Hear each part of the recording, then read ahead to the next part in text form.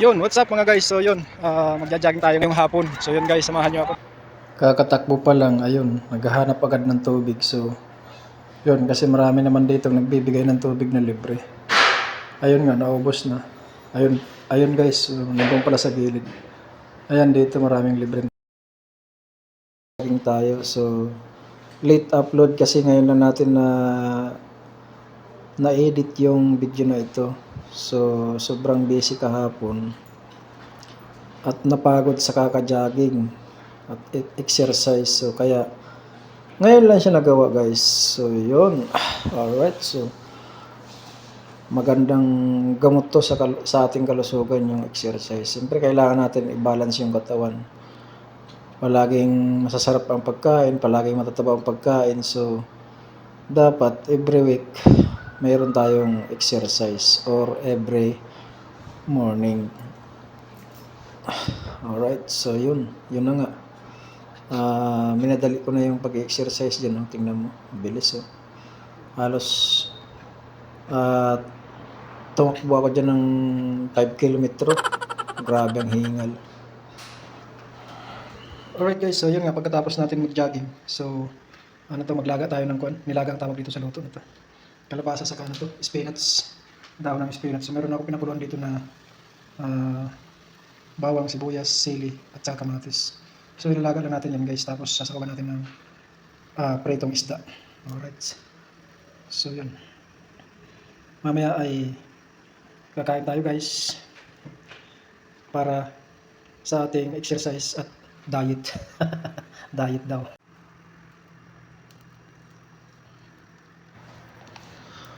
So yun guys, mikos-mikos na yan. Nilagyan ko ng asin, paminta, seasoning, pampasarap.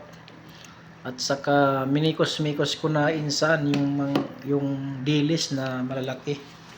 Ano ba yan? Prinitong hasa-hasa. Alright. So yun.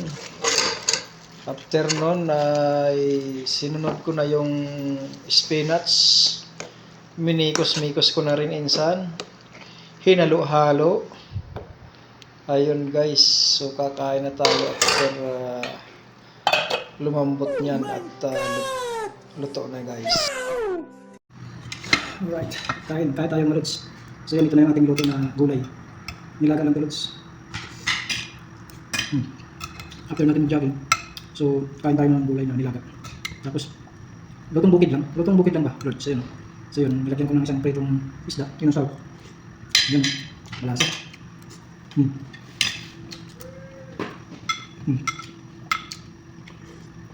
Lutong probinsya lang lods.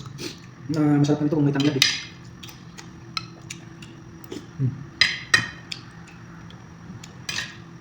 Masarap ito kung may tanglad.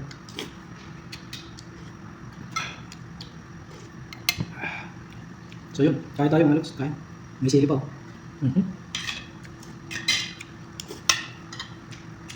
Okay. Ito yung kalabasa sa sariwa. Daanan ko kanina sa labas. Diyan lang sa bangkita yung nagtitinda ng mga Bangladesh. Sa bangkita lang yun.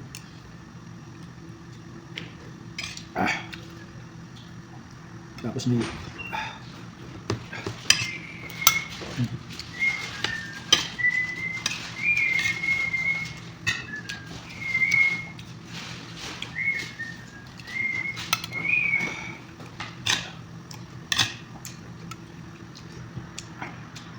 so yun paano? Hanggang sa susunod mga lods. Bye-bye. Thank you for watching.